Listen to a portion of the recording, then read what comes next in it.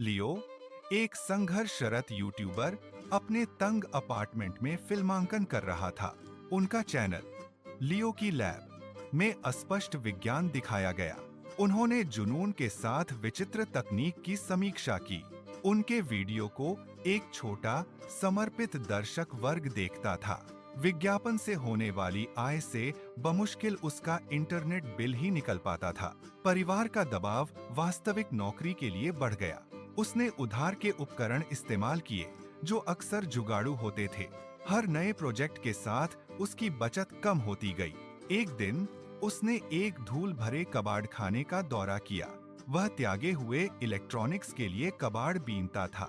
एक अजीब धातु का उपकरण उसकी नजर में आया। यह एक क्वांटम एंटेंगलमेंट डिवाइस था जो टूटा हुआ था। इसकी जटिल डिजाइन उन्नत तकनीक का संकेत देती है। उसने सावधानी से उसे ढेर से निकाला। वह उसे अपने छोटे से प्रयोगशाला स्थान पर वापस ले गया। भारी उपकरण उसके वर्क बेंच पर खटखटाया।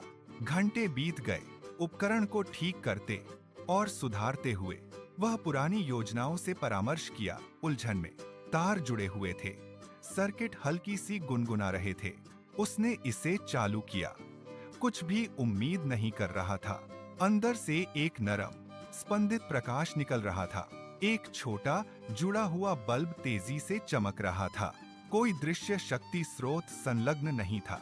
लियो ने उस नजारे को देखकर पूरी तरह से हैरान होकर घूरा। अविश्वास में उसका जबड़ा थोड़ा गिर गया। उसने उसे डिस्कनेक्ट कर दिया। बल्ब बुझ गया। उसने इसे फिर से जोड़ा। रोशनी तुरंत लौट आई। यह सही नहीं हो सकता, उसने सोचा। उसके वैज्ञानिक दिमाग को समझने में कठिनाई हुई। उसने बार बार परीक्षण दोहराया। हर बार बल्ब बाहरी बिजली के बिना जलता था। उन्होंने विभिन्न बल्ब, विभिन्न लोड आजमाए। उपकरण ने लगातार ऊर्जा उत्पन्न की। शुरुआत में उन्होंने इसे एक संयोग मानकर खारिज कर दिया। शायद एक छिपी हुई बैटरी, उसने सोचा। उसने जवाबों की तलाश में पुर्जे अलग कर दिए। कोई बैटरी नहीं, कोई पारंपरिक बिजली स्रोत नहीं। उनके दिमाग में वैज्ञानिक संभावनाएं दौड़ गए। यह उसकी देखी हुई किसी भी चीज से परे था। उसे अपनी खोज के महत्व का एहसास हुआ। एक क्रांतिकारी स्वच्छ ऊर्जा स्रोत। इसके निहितार्थ चौंकाने वाले, दुनिया को बदलने वाले थे। यह उसके चैनल के लिए एक महत्वपूर्ण मोड़ था। अब केवल विचित्र प्रयोग नहीं, यह विज्ञान की दुनिया बदलने वाली थी। उसे एड्रेनालाइन और डर का एहसास हुआ। संभावना अपार थी, जोखिम अज्ञात थे। इसके निहितार्थ बहुत बड़े, भारी थे।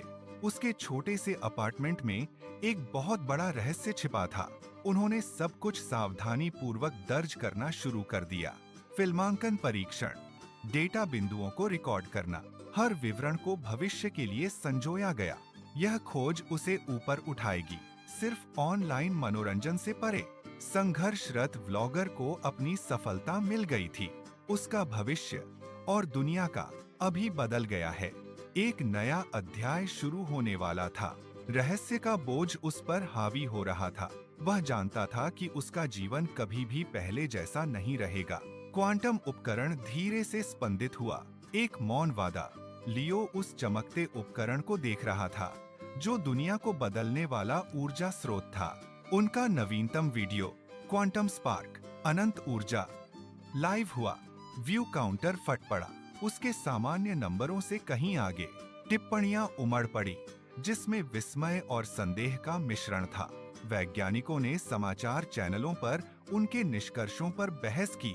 वेंचर कैपिटलिस्ट्स के ईमेल उसके इनबॉक्स में भर गए थे। प्रतिष्ठित विश्वविद्यालयों से सहयोग के प्रस्ताव आए। लियो अभिभूत होकर एक पेटेंट वकील से सलाह ली। उन्होंने बौद्धिक संपदा और व्यावसायिक संरचनाओं के बारे में सीखा। दिन मुलाकातों और वार्ताओं की रातों में धुंधले हो गए। उन्होंने निवेश प्रस्तावों की सावधानी पूर्वक समीक्षा की।